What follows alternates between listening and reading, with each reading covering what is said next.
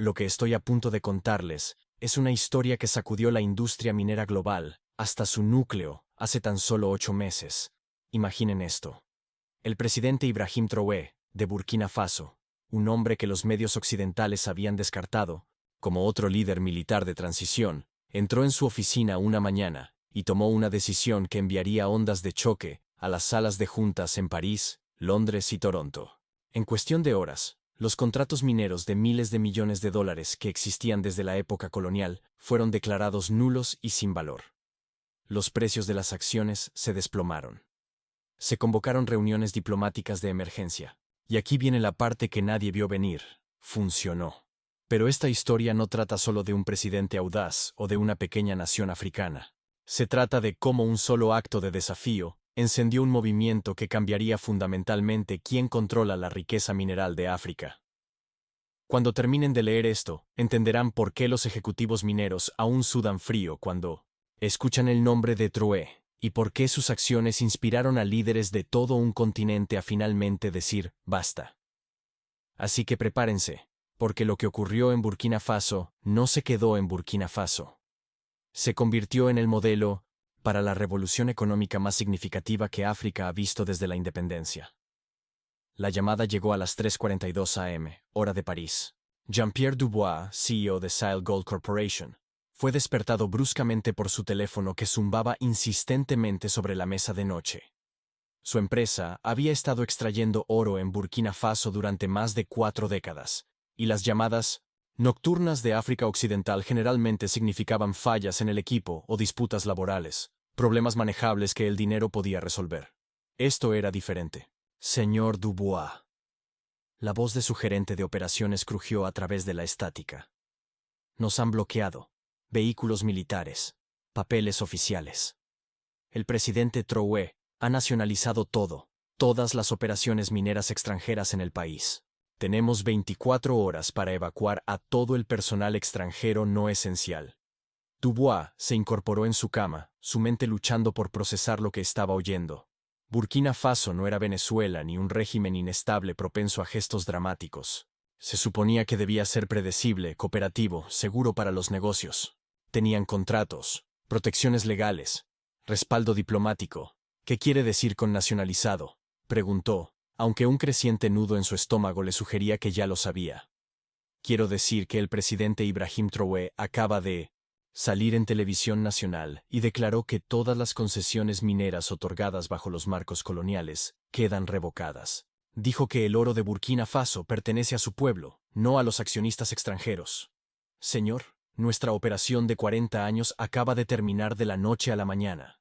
Al amanecer, llamadas similares inundaban las sedes corporativas de toda Europa y América del Norte. Las operaciones de Newmont Mining fueron incautadas. Las instalaciones de Barrick Gold fueron nacionalizadas. Anglo Gold Ashanti fue bloqueada en una sola mañana. El presidente Ibrahim Traoré había hecho algo que ningún líder africano se había atrevido a intentar en 60 años. Había rescindido unilateralmente todos los contratos mineros extranjeros importantes en su país. Pero para entender cómo, un hombre de 34 años, un viejo capitán militar, logró poner de rodillas a la industria global del oro. Pero para entender cómo sucedió, debemos retroceder hasta donde todo comenzó. Una polvorienta ciudad minera llamada Kaya, donde Traoré vio por primera vez el verdadero costo de la extracción extranjera. El capitán Ibrahim Traoré no tenía la intención de convertirse en un revolucionario. En 2019, era solo otro joven oficial en el ejército de Burkina Faso, liderando operaciones de contraterrorismo en el volátil norte del país. Pero durante una patrulla rutinaria por la región minera de oro de Kaya, se encontró con algo que cambiaría el rumbo de su vida y el futuro de su nación.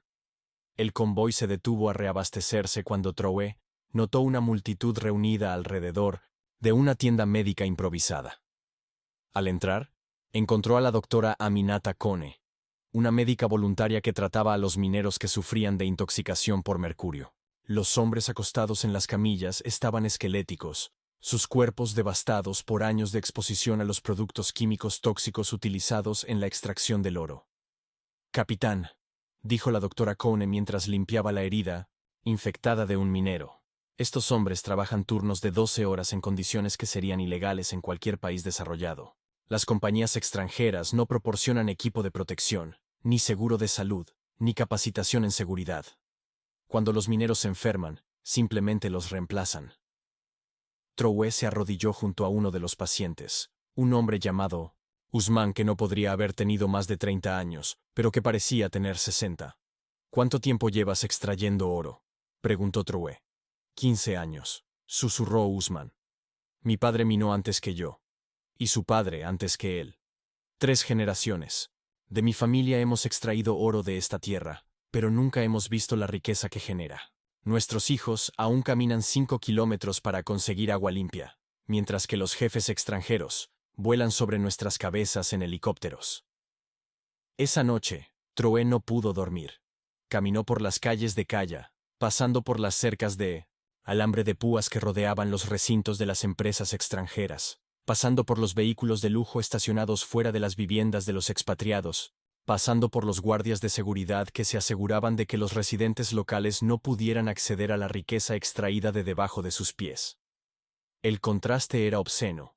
Dentro de los muros del complejo minero, piscinas, internet satelital, comida importada, aire acondicionado. Afuera, niños mendigando útiles escolares, mujeres llevando cántaros de agua en sus cabezas, hombres tosiendo sangre por años de respirar polvo de oro. Pero lo que más atormentó a Trowe fue una conversación que había tenido con la hija, de 8 años de Usman, Fatumata, que estaba vendiendo cacahuetes fuera de la tienda médica. Tío, le preguntó, con la franqueza que solo los niños poseen. ¿Por qué los hombres Trowe no tenía respuesta? No entonces. 2 años después, cuando la agitación política creó una oportunidad para una intervención militar, Trowe se encontró en el poder como parte de un gobierno de transición. La comunidad internacional esperaba que fuera otro líder militar complaciente, alguien que mantendría la estabilidad, honraría los contratos existentes y, eventualmente, devolvería el poder a los políticos civiles que entendieran cómo se hacía el negocio. Lo subestimaron gravemente. El primer acto de Trowe como presidente no fue reunirse con embajadores extranjeros o líderes empresariales. En su lugar, encargó a la doctora Aminata Kone, la médica que había conocido en Calla, que realizara un estudio de salud integral en las regiones mineras de Burkina Faso. Lo que descubrió fue devastador. Los niveles de mercurio en las aguas subterráneas cerca de las operaciones mineras extranjeras eran un 400% superiores a los límites seguros. Las tasas de mortalidad infantil en las comunidades mineras eran 3 veces superiores al promedio nacional. Las enfermedades respiratorias afectaban al 67% de los mineros y sus familias. Mientras tanto, las mismas compañías extranjeras reportaban márgenes de beneficio del 340% en sus operaciones en Burkina Faso, mientras pagaban menos del 3% en impuestos y regalías. Pero la investigación de la doctora Kohn reveló algo aún más impactante. La mayoría de los contratos mineros de Burkina Faso nunca habían sido ratificados legalmente por las instituciones democráticas. Eran acuerdos firmados por gobiernos militares, administradores coloniales, o líderes civiles presionados por instituciones financieras internacionales. Según el derecho internacional, estos contratos eran vulnerables a ser impugnados. Ibrahim, le dijo la doctora Kone, mientras colocaba su grueso expediente de investigación sobre su escritorio. No solo estamos siendo explotados, nos están robando bajo el disfraz de contratos legales que nunca fueron legítimos desde el principio. Trowe pasó los siguientes 6 meses construyendo silenciosamente un caso para la anulación de los contratos. Su equipo de abogados, liderado por el experto constitucional Matra Jibril Abasole, investigó precedentes de todo el mundo. Encontraron decenas de ejemplos en los que gobiernos recientemente empoderados habían impugnado con éxito acuerdos de la era colonial. Pero Trowe sabía que los argumentos legales por sí solos no serían suficientes. Necesitaba apoyo popular, legitimidad internacional y, lo más crucial, un plan para lo que sucedería después de que las compañías extranjeras se fueran. El apoyo popular llegó de forma natural. Cuando la noticia del estudio de salud de la SOE, doctora Kone, comenzó a circular por las comunidades mineras, la respuesta fue explosiva. Las reuniones populares se desbordaron con mineros compartiendo historias de explotación, envenenamiento e injusticia. Por primera vez, los habitantes comunes de Burkina Faso tenían evidencia concreta de lo que siempre habían sospechado. Los estaban robando sistemáticamente. La legitimidad internacional fue más compleja. Trowe comenzó a contactar discretamente con otros líderes africanos que enfrentaban desafíos similares. Lo que descubrió lo sorprendió. «Ancos se lleva nuestro oro, pero nuestra escuela no tiene libros». Casi todas las naciones africanas ricas en recursos estaban vinculadas por contratos de la era colonial igualmente explotadores. Más importante aún, varios líderes habían estado considerando en privado acciones similares, pero carecían del coraje para actuar solos. Comenzaron a realizarse una serie de reuniones secretas. Salas de conferencias en hoteles de Abiyán, residencias privadas en Dar es Salaam, campus universitarios en Accra. Poco a poco, se formó una coalición en torno a lo que Trowe llamó la soberanía económica, la idea de que la independencia política carecía de sentido sin control sobre los recursos naturales. Pero el verdadero avance llegó cuando Trowe conoció a Wame Asante, un ingeniero minero ganés que había trabajado durante 15 años para corporaciones internacionales, antes de sentirse disgustado por sus prácticas. Wame Asante había desarrollado un plan detallado para la transición de la minería controlada por extranjeros a operaciones gestionadas internamente, utilizando el expertise y el capital africano. «Hermano», explicó Wame durante una reunión clandestina en Lomé, «la tecnología no es magia. Tenemos los ingenieros, los geólogos, los gerentes. Estas compañías extranjeras han convencido a nuestros líderes de que los necesitamos. Pero la verdad es que ellos necesitan nuestros recursos mucho más de lo que nosotros necesitamos su gestión». El plan de transición de Wame se convirtió en el modelo para las operaciones post-nacionalización. En lugar de cerrar la minería, lo que habría sido catastrófico económicamente, el gobierno transferiría el control a empresas nacionales y cooperativas, manteniendo la producción mientras aseguraba que las ganancias permanecieran en Burkina Faso. La modelización económica fue alentadora, incluso considerando las inevitables disrupciones a corto plazo. Burkina Faso vería aumentar sus ingresos mineros en un 500% en 3 años. Lo más importante es que la transición crearía miles de trabajos altamente cualificados para ingenieros de Burkina Faso, quienes habían sido sistemáticamente excluidos de los cargos directivos bajo la gestión extranjera. En diciembre de 2023, Trowe se sintió listo para actuar. Pero primero decidió dar a la comunidad internacional una última oportunidad para negociar. Programó lo que llamó una cumbre de asociación con representantes de las principales empresas mineras que operaban en Burkina Faso. La reunión tuvo lugar en el Palacio Presidencial de Ouagadougou, en una sala de conferencias bajo los retratos de Thomas Sankara y otros líderes africanos de la liberación. Héroes. De un lado de la mesa pulida estaban Trowe, la doctora Kone y el fiscal general Basolé. Al otro lado se sentaron ejecutivos, diplomáticos y abogados que representaban miles de millones de dólares en inversiones mineras. Jean-Pierre Dubois, de Sahel Gold, estaba allí junto con representantes del gigante minero canadiense, CEAFO, de la minera australiana Perseus y de la rusa Nordgold. El embajador francés se sentó al lado del comisionado canadiense. Ambos, luciendo confiados de que esto no era más que otra negociación con un líder que, en última instancia, vería la razón. Trowe comenzó con una propuesta simple: renegociar todos los contratos mineros existentes para asegurar que Burkina Faso recibiera una parte justa de su riqueza mineral. Propuso nuevas tasas de regalías del 20 al 25%, requisitos para el procesamiento nacional del oro crudo y mandatos para que el 70% de los puestos de alta dirección fueran ocupados por ciudadanos de Burkina Faso. La respuesta fue rápida y despectiva. «Presidente Trowe», dijo Jean-Pierre Dubois con una condescendencia apenas disimulada, «estos contratos representan miles de millones de dólares en inversiones hechas de buena fe durante décadas. No puede cambiar las reglas simplemente porque quiera una mayor parte de las ganancias». El representante australiano fue más directo. «Mire, entendemos que está bajo presión por parte de su gente, pero estas operaciones requieren experiencia internacional y capital que simplemente no existe localmente. La nacionalización destruiría su sector minero en cuestión de meses. Pero fue el representante ruso, Víktor Petrov, quien cometió el error fatal que selló su destino. Petrov, un hombre cuya empresa había estado extrayendo oro africano durante 30 años, se recostó en su silla y sonrió fríamente. «Presidente Trowe», dijo en inglés con acento, «permítame ser franco. Su país nos necesita, sin inversión extranjera y gestión, Burkina Faso regresa a la agricultura de subsistencia. Estas operaciones mineras están más allá de las capacidades de su gente. Esto no se trata de política, se trata de la realidad. La sala cayó en silencio. La doctora Cone describió más tarde cómo vio el cambio en la expresión de Trouet, el momento en que su última esperanza de un compromiso negociado murió, y su determinación se cristalizó en algo inquebrantable. Señores, Trouet dijo en voz baja. Gracias por aclarar su posición. Tendrán la respuesta de mi gobierno dentro de 48 horas. Esa misma tarde, Trouet hizo llamadas al presidente Macky Sall de Senegal, al presidente Nana Akufo-Addo de Ghana y al presidente Faure Gnassingbé de Togo. Las conversaciones fueron breves, pero decisivas.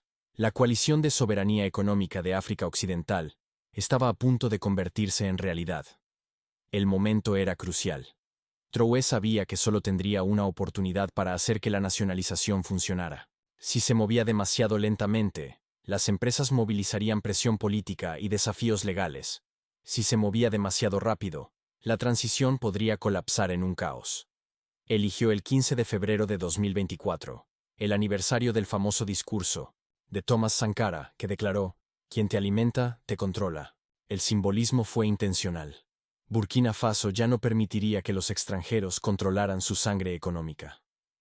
La noche anterior, Trouet caminó por su residencia, pasando por los muebles simples que había insistido en mantener a pesar de la presión para adoptar los adornos de lujo presidencial.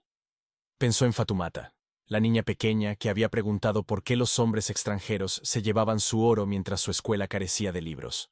Mañana finalmente tendría una respuesta para ella. A las 4:00 am, incapaz de dormir, se le unió su esposa Yamila, quien le trajo té, y se sentó a su lado mientras veían salir el sol sobre Ouagadougou. «¿Estás listo para esto?», preguntó, en voz baja. «He estado listo desde ese día en Calla», respondió Trouet. «La pregunta es si nuestra gente está lista para volver a creer en sí misma». A las 6:00 am en punto, el presidente Ibrahim Trouet entró al estudio de televisión nacional, vistiendo un simple uniforme militar sin decoraciones, excepto un pequeño pin con la imagen de Thomas Sankara. Las cámaras transmitirían su mensaje no solo a Burkina Faso, sino a todo el continente africano y al mundo más allá. «Hermanos burkineses», comenzó, su voz calmada pero con el peso de la historia. «Hoy completamos la independencia que nuestros antepasados comenzaron hace 60 años. El discurso duró 22 minutos. Trouet explicó metódicamente la historia de los contratos mineros coloniales, los hallazgos del estudio de salud de la doctora Con y el marco legal que justificaba las acciones de su gobierno. Anunció la revocación inmediata de todas las concesiones mineras otorgadas antes de 1990 y la creación de Burkina Gold, una corporación estatal que asumiría el control de todas las operaciones afectadas. Pero el momento que se repetiría millones de veces en las redes sociales llegó cerca de... Nos dijeron que no podíamos gestionar nuestro propio oro. Se equivocaron. Nos dijeron que necesitamos su experiencia. No la necesitamos. Nos dijeron que somos pobres. Somos ricos. Simplemente nos han robado. Hoy el robo termina. Hoy, el oro de Burkina Faso se queda en Burkina Faso. Hoy, cavamos con nuestras propias manos y mantenemos lo que encontramos. A las 7:00 am, las unidades militares, entrenadas durante meses, comenzaron a tomar pacíficamente el control de las instalaciones mineras en todo el país. Los gerentes extranjeros fueron escoltados hasta los aeropuertos y colocados en vuelos charter hacia sus países. Mientras tanto, los ingenieros de Burkina Faso, muchos con títulos avanzados de universidades internacionales, asumieron el control de las operaciones que habían estado apoyando durante años bajo supervisión extranjera. La reacción internacional fue inmediata y feroz. Los mercados bursátiles de Toronto, Londres y Sydney abrieron con enormes ventas masivas, mientras las compañías mineras veían cómo se borraban miles de millones de su valor en cuestión de horas. Se convocaron sesiones de emergencia en 1900. El Banco Mundial, el Fondo Monetario Internacional y el Consejo de Seguridad de la ONU. El presidente francés, Emmanuel Macron, pidió una intervención internacional inmediata para proteger los intereses comerciales legítimos. El primer ministro canadiense, Justin Trudeau, Advirtió sobre las graves consecuencias para las relaciones internacionales de Burkina Faso. Las publicaciones de la industria minera declararon que era la muerte de la inversión minera en África. Pero algo notable estaba sucediendo simultáneamente. Horas después del anuncio de Troué, se estaban haciendo declaraciones similares en toda África Occidental. El presidente Saúl nacionalizó las minas de fosfato de Senegal. El presidente Akufo-Addo revocó las concesiones mineras de oro de la era colonial en Ghana. El presidente Gnassingbé tomó el control de las operaciones de piedra caliza de Togo. La naturaleza coordinada de la acción hizo imposible para las potencias internacionales aislar a un solo país. Esto no se trataba de un líder africano rebelde. Era un desafío fundamental a toda la estructura de extracción de recursos que había dominado África desde los tiempos coloniales. El primer mes fue un caos. Los tribunales de arbitraje internacional se inundaron con demandas que exigían cientos de miles de millones en compensaciones. Los gobiernos occidentales impusieron sanciones específicas. Las conferencias de la industria minera se parecían a sesiones de gestión de crisis. Pero la verdadera prueba fue si las operaciones nacionales podían funcionar realmente sin la gestión extranjera. La respuesta sorprendió a todos, incluido el propio Troué. En 3 semanas, la producción de oro en la mayoría de las instalaciones había vuelto a los niveles anteriores a la nacionalización. Los ingenieros de Burkina Faso, muchos educados en universidades internacionales de prestigio pero relegados a puestos inferiores en las empresas extranjeras, demostraron ser más que capaces de gestionar las operaciones que habían estado apoyando durante años. Wayne Asante, nombrado jefe de Burkina Gold, implementó mejoras en la eficiencia que aumentaron la producción en varios sitios. Los proveedores locales, previamente excluidos por las empresas extranjeras que preferían importar equipos y materiales, de repente se vieron con grandes contratos que mantenían el dinero circulando dentro de la economía local. La transformación económica fue inmediata y visible. Los ingresos del gobierno provenientes de la minería aumentaron en un 600% de la noche a la mañana. Los pueblos que durante décadas habían visto pasar camiones de oro, de repente tenían presupuestos para escuelas, clínicas e infraestructura. Los jóvenes burkineses que habían estudiado ingeniería en el extranjero comenzaron a regresar a casa para ocupar puestos que nunca antes les habían sido disponibles. La doctora Aminata Kone estableció el primer instituto de salud minera de África, utilizando los ingresos de las operaciones nacionalizadas. En 6 meses, los niveles de mercurio en los suministros de agua locales cayeron un 40%, ya que se implementaron y aplicaron nuevos estándares ambientales. Fatoumata, la pequeña niña cuya pregunta había atormentado a Troué años antes, se inscribió en una nueva escuela construida completamente con los ingresos de la minería. Su aula tenía libros, computadoras y un maestro que les explicó que el oro bajo sus pies ahora les pertenecía. Pero quizás el cambio más significativo fue psicológico.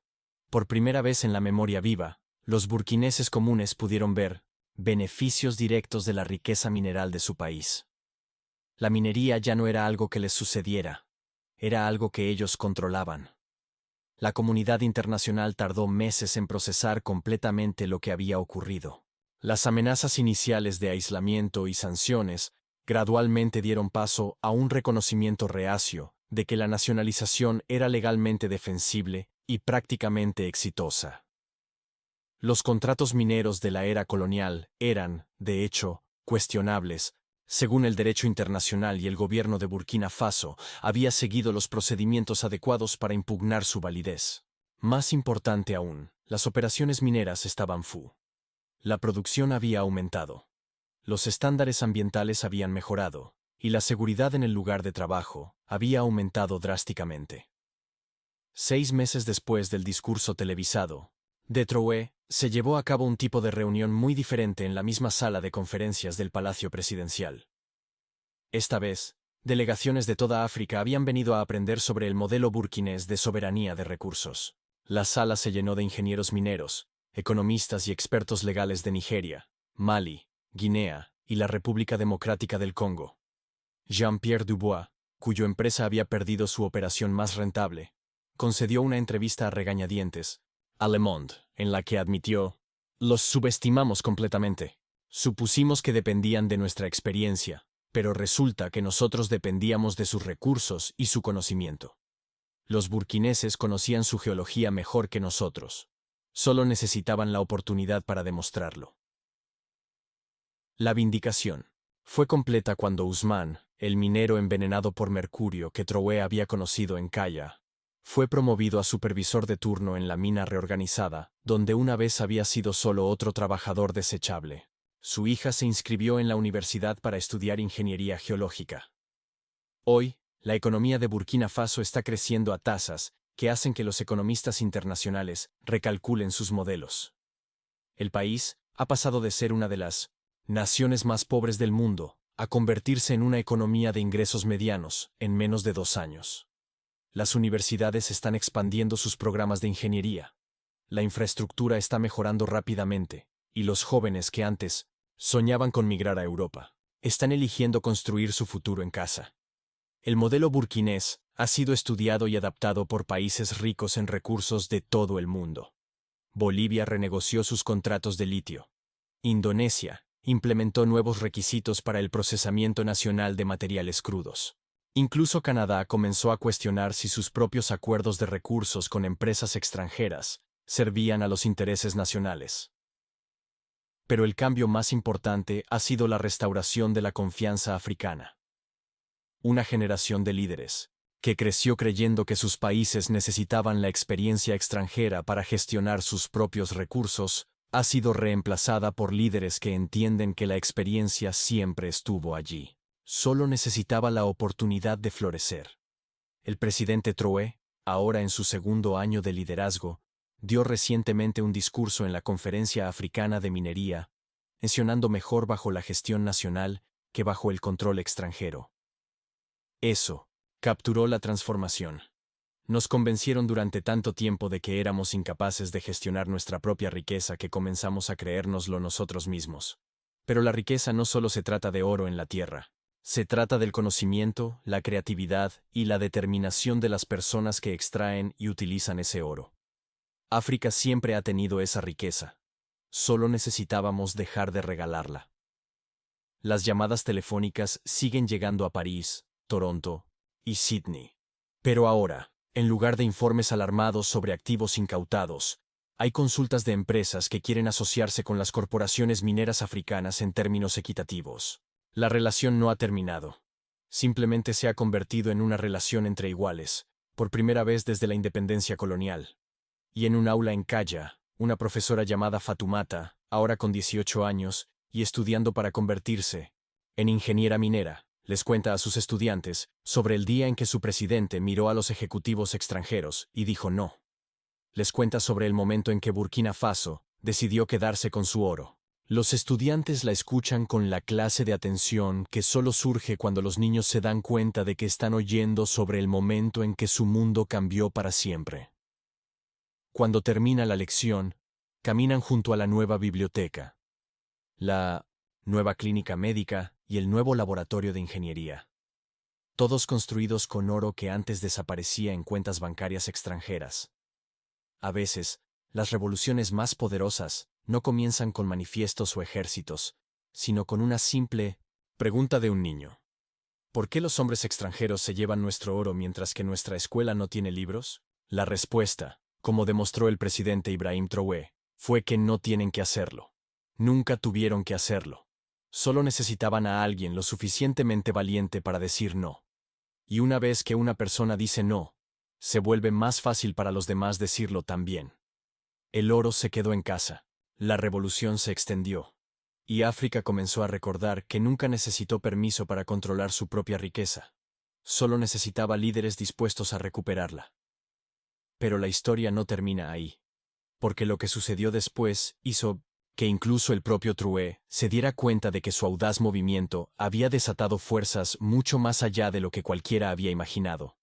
3 meses después de la nacionalización, cuando los ejecutivos internacionales de minería aún se recuperaban de sus pérdidas, se hizo un descubrimiento en la remota región del Sahel, en Burkina Faso, que lo cambiaría todo de nuevo. El geólogo Dr. Salif Ouedraogo, trabajando con la recién formada corporación Burkina Gold, Estaba realizando estudios de un territorio previamente inexplorado, cuando su equipo detectó algo extraordinario.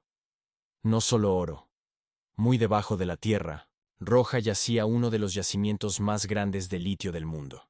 El mineral crítico que impulsa la transición global a los vehículos eléctricos y la energía renovable. Las estimaciones conservadoras sugerían reservas por valor de más de 500.000 millones de dólares, suficientes para convertir a Burkina Faso en una de las naciones más ricas del mundo per cápita. La ironía era asombrosa.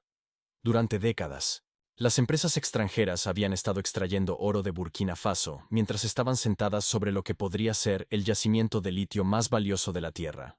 Se habían centrado tanto en las rápidas ganancias del oro fácilmente accesible, que nunca se molestaron en realizar estudios geológicos profundos, que pudieran haber revelado el verdadero tesoro debajo. Las manos del doctor Ouedraogo temblaban mientras llamaba al presidente Traoré con la noticia. Señor presidente, dijo, con la voz apenas conteniendo su emoción, no solo somos ricos. Estamos a punto de convertirnos en uno de los países más estratégicamente importantes del mundo. El descubrimiento del litio envió ondas de choque, a través de los mercados internacionales, mucho más grandes que la nacionalización del oro. El precio de las acciones de Tesla subió un 12% en un solo día, debido a la especulación sobre el aseguramiento de suministros de litio. Los fabricantes chinos de baterías comenzaron a enviar mensajes diplomáticos urgentes. La Unión Europea, que había estado imponiendo sanciones suaves por la nacionalización de la minería, de repente cambió de rumbo y comenzó a discutir oportunidades de asociación renovadas. Pero Traoré había aprendido de su experiencia con el oro. Esta vez no habría concesiones extranjeras, ni contratos explotadores, ni repetición del modelo de extracción colonial. Burkina Faso desarrollaría sus recursos de litio completamente, a través de empresas nacionales y asociaciones cuidadosamente seleccionadas, con naciones que ofrecieran transferencia genuina de tecnología y un reparto equitativo de beneficios. El anuncio llegó durante el discurso de primer aniversario de Traoré como presidente, de pie frente a una multitud de 100.000 personas en la plaza central de Ouagadougou, con banderas ondeando y tambores sonando, dio la noticia que cambiaría la geopolítica global. Hace un año recuperamos nuestro oro. Hoy anuncio que Burkina Faso ha descubierto reservas de litio que impulsarán el futuro de la energía limpia del mundo. Y les hago esta promesa a ustedes, mi pueblo, y al mundo. Ningún gramo del litio de Burkina Faso saldrá de nuestra tierra, hasta que nuestros niños tengan escuelas mejores que las de París, nuestros hospitales rivalicen con los de Berlín, y nuestras universidades compitan con las de Boston. La multitud estalló en aplausos, pero lo más importante es que el discurso fue transmitido en vivo a millones de personas en toda África y el mundo. En cuestión de horas, Yamurkina Lithium fue tendencia global, y algo sin precedentes comenzó a suceder. Otras naciones africanas comenzaron a realizar sus propios estudios geológicos en busca de minerales estratégicos que sus antiguos amos coloniales habían pasado por alto o deliberadamente escondido. Los resultados fueron asombrosos. Malí descubrió enormes depósitos de tierras raras. Níger encontró extensas reservas de uranio que superaban con creces lo que estaban extrayendo las empresas francesas. Los depósitos de bauxita de Guinea resultaron ser el doble de grandes de lo que se había estimado previamente. La República Democrática del Congo se dio cuenta de que sus reservas de cobalto valían mucho más de lo que las empresas extranjeras habían estado pagando, pero el descubrimiento más significativo vino de una fuente inesperada. La doctora Fátima Al-Rashid, una geóloga marroquí que trabajaba con un consorcio geológico panafricano, hizo un anuncio sorprendente. Usando una nueva tecnología de 1900, imágenes satelitales, había identificado lo que parecía ser una red conectada de depósitos minerales, que se extendía por toda la región del Sahel, en África Occidental. Los depósitos contenían no solo litio, sino también elementos de tierras raras, esenciales para la fabricación de tecnología avanzada. Lo que estamos viendo, explicó la doctora Al-Rashid, a un auditorio lleno en la Universidad de Dar, es potencialmente la mayor concentración de minerales estratégicos en el mundo. Si estas naciones coordinan su desarrollo, podrían controlar las cadenas de suministro que alimentan la economía del siglo XXI. Las implicaciones fueron asombrosas. Durante más de un siglo, el poder económico global había estado concentrado en naciones que controlaban la fabricación y la tecnología. Ahora, los países africanos estaban descubriendo que controlaban las materias primas esenciales para la próxima fase del desarrollo tecnológico humano. Traoré se encontró en el centro de algo mucho más grande que la nacionalización de Burkina Faso. Los líderes de toda África estaban llamando, pidiendo consejos sobre la nacionalización de recursos y el desarrollo de minerales estratégicos. Los medios internacionales que una vez lo habían descartado como un líder militar autoritario, ahora lo perfilaban como un líder visionario que estaba reconfigurando la economía global. Pero el éxito trajo nuevos desafíos. A medida que la riqueza de Burkina Faso se hacía evidente, la presión aumentaba desde múltiples direcciones. Las empresas chinas ofrecieron enormes inversiones en infraestructura a cambio de concesiones de litio. Los gigantes tecnológicos estadounidenses presionaron al Departamento de Estado para que presionara a TRA para abrir los mercados. Los gobiernos europeos que habían impuesto sanciones solo unos meses antes, ahora enviaban delegaciones comerciales con propuestas de asociaciones lucrativas. La presión más difícil vino desde dentro de África misma. Algunos líderes, al ver el éxito de Burkina Faso, querían replicarlo de inmediato, sin la planificación cuidadosa y la construcción de coaliciones que habían hecho que el enfoque de Traoré funcionara. Cuando Burkina Faso se negó a compartir sus datos de estudios geológicos con los países vecinos, comenzaron a surgir tensiones dentro de la coalición de soberanía económica de África Occidental. La crisis alcanzó su punto culminante durante 1960, una cumbre en Accra, donde los líderes africanos se reunieron para discutir el desarrollo coordinado de recursos. El presidente Patrice Talon de Benín, frustrado por la falta de descubrimientos minerales significativos en su país, acusó a Traoré de acaparar información que podría beneficiar a toda la región. Hermano Ibrahim, dijo Talon durante una acalorada sesión a puerta cerrada, hablas de unidad africana, pero te quedas con la información más valiosa para ti. ¿Cómo se diferencia esto de las potencias coloniales que nos dividieron para controlarnos? La acusación dolió porque contenía un grano de verdad. Traoré se dio cuenta de que el éxito de Burkina Faso había creado una nueva forma de desigualdad dentro de África, entre las naciones ricas en recursos y las pobres en recursos. Las mismas dinámicas que alguna vez enfrentaron a los países africanos entre sí en una competencia por la inversión extranjera, ahora emergían alrededor del control de minerales estratégicos. Esa noche, incapaz de dormir, Traoré caminó por las playas de Accra y pensó en la visión de unidad africana de Thomas Sankara. Sankara siempre había argumentado que la fuerza de África no residía en que las naciones individuales maximizaran sus ventajas, sino en la cooperación continental que levantara a todos los pueblos africanos. A la mañana siguiente, Traoré hizo un anuncio que sorprendió a todos, incluidos sus propios asesores. Burkina Faso compartiría sus datos de estudios geológicos con toda la Unión Africana. Estados miembros de forma gratuita. Más importante aún, propuso la creación del Consorcio de Minerales Estratégicos de África, una organización continental que coordinaría el desarrollo de minerales, para asegurar que todas las naciones africanas se beneficiaran de la riqueza natural del continente. No podemos repetir los errores del periodo colonial, les dijo Traoré a los líderes reunidos. No podemos permitir que los minerales de África se conviertan en otra fuente de división entre nosotros. Nuestra fuerza reside en la unidad, y nuestra riqueza pertenece a todos los pueblos africanos. La propuesta fue revolucionaria. En lugar de que las naciones individuales compitieran para atraer inversión extranjera a través de impuestos bajos y regulaciones débiles, los países africanos presentarían un frente unido exigiendo transferencia de tecnología, procesamiento local y un reparto equitativo de beneficios de cualquier asociación internacional. El primer gran éxito del consorcio llegó antes de lo que cualquiera esperaba.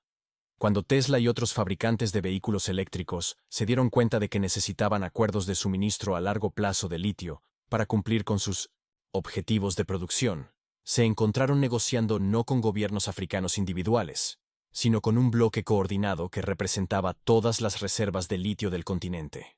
Los acuerdos resultantes fueron diferentes a todo lo que la industria minera había visto. Las empresas extranjeras proporcionarían tecnología y experiencia, pero las naciones africanas mantendrían la propiedad mayoritaria de todas las operaciones. Las ganancias no solo se compartirían con los países anfitriones, sino con un fondo de desarrollo continental que financiaría infraestructura, educación y atención médica en toda África. Pero la verdadera transformación estaba ocurriendo a nivel de base. En Burkina Faso, el descubrimiento del litio había desatado una revolución educativa. Las universidades de todo el país ampliaron sus programas de geología, ingeniería y tecnología.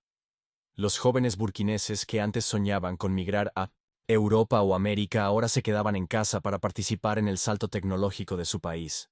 Fatoumata, la joven cuya pregunta de infancia inspiró la revolución de Trowe, ahora estudiaba ingeniería geológica en el nuevo Instituto de Minerales Estratégicos de la Universidad de Ouagadougou. Su proyecto de tesis consistía en desarrollar soluciones sostenibles ambientalmente para la extracción de litio, técnicas de extracción que podrían replicarse en toda África.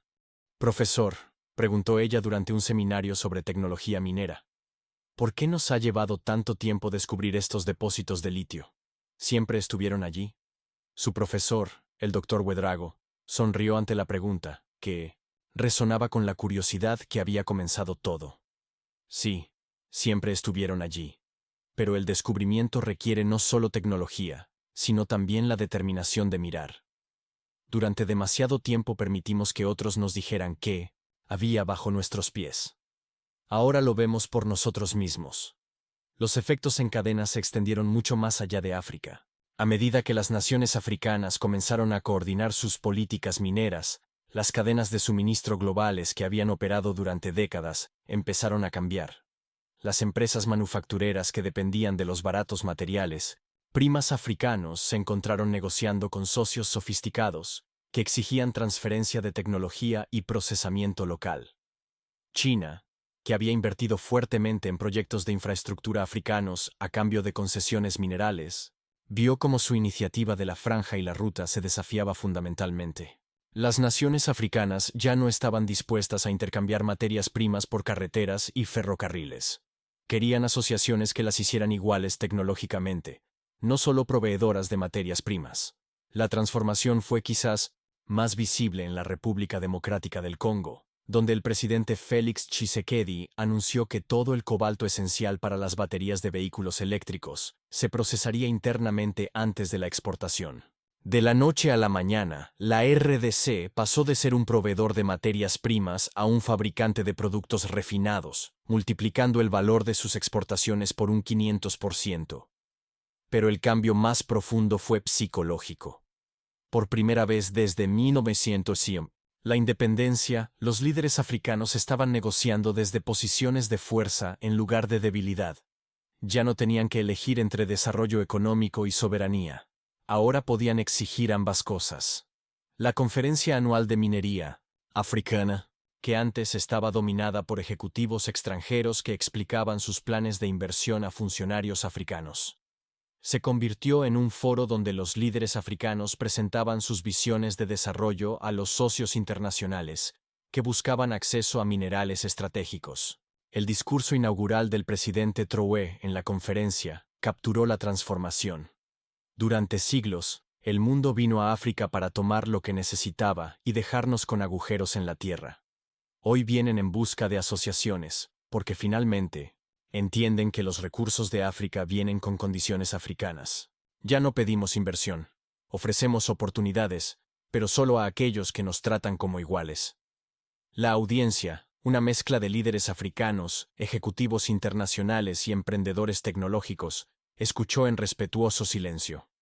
Los días en que los funcionarios africanos podían ser desestimados o ignorados claramente habían quedado atrás. Cuando Trowe concluyó su discurso, se le acercó una niña del público, parte de un grupo escolar que visitaba la conferencia.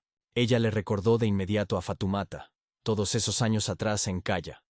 «Señor presidente», dijo ella en un francés claro, «mi maestra dice que nuestro litio alimentará autos que no contaminen el aire. ¿Es eso cierto?» «Sí», respondió Trowe, arrodillándose a su altura.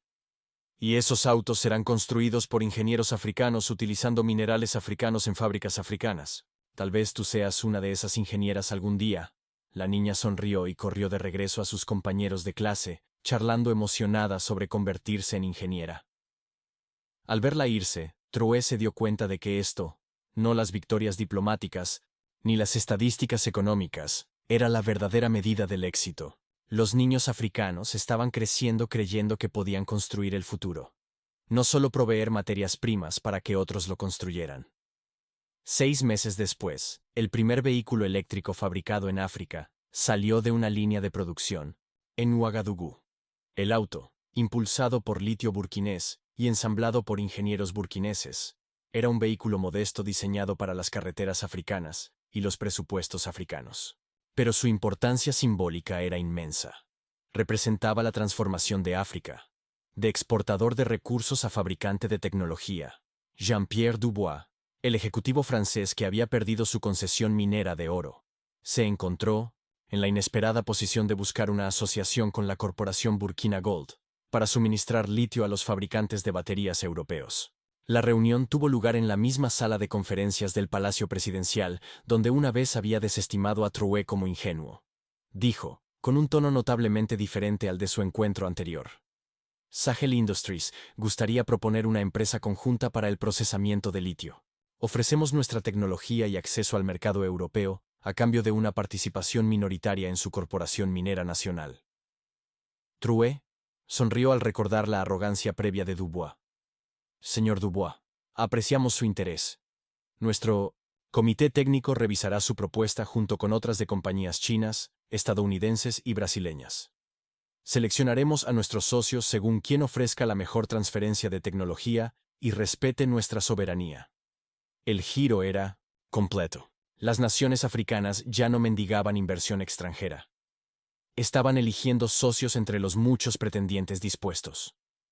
Pero quizás el momento más satisfactorio llegó cuando Usman, el minero envenenado por mercurio que Trouet había conocido en Calla, llamó para compartir noticias sobre su hija. Fatoumata se había graduado con los más altos honores del programa de ingeniería geológica y había sido seleccionada para liderar el primer proyecto de investigación minera de Burkina Faso en Marte, una colaboración con la Agencia Espacial Africana para desarrollar técnicas para extraer minerales de otros planetas. Capitán Usman, dijo, utilizando el antiguo título militar de Trouet. Cuando mi hija tenía 8 años, preguntó por qué los extranjeros se llevaban nuestro oro mientras que su escuela no tenía libros. Ahora tiene 22 años y va a extraer oro en Marte. ¿Cómo pasamos de allí a aquí? Trouet pensó por un momento antes de responder. Dejamos de creerles cuando nos dijeron que no podíamos hacerlo por nosotros mismos. Una vez que dejamos de creer en sus mentiras, comenzamos a descubrir nuestras propias verdades. Las llamadas telefónicas, que una vez trajeron pánico a los ejecutivos mineros, en París, Toronto y Sydney, ahora traían oportunidades, pero solo para aquellos dispuestos a aceptar los términos africanos. La era de la extracción de recursos sin compensación había terminado. La era de la asociación genuina había comenzado. Y en las aulas de toda África, los niños aprendían sobre el día en que el presidente Ibrahim Trouet miró a las compañías mineras más poderosas del mundo y dijo una simple palabra que lo cambió todo. No. A veces, la revolución más poderosa comienza con la pregunta de un niño. A veces continúa con el coraje de un líder, y a veces transforma el mundo cuando un continente entero recuerda que nunca fue pobre, simplemente fue convencido de regalar su riqueza. El oro se quedó en casa. El litio impulsó el futuro. Y África finalmente tomó su lugar en la mesa como un socio igualitario en la construcción del mundo.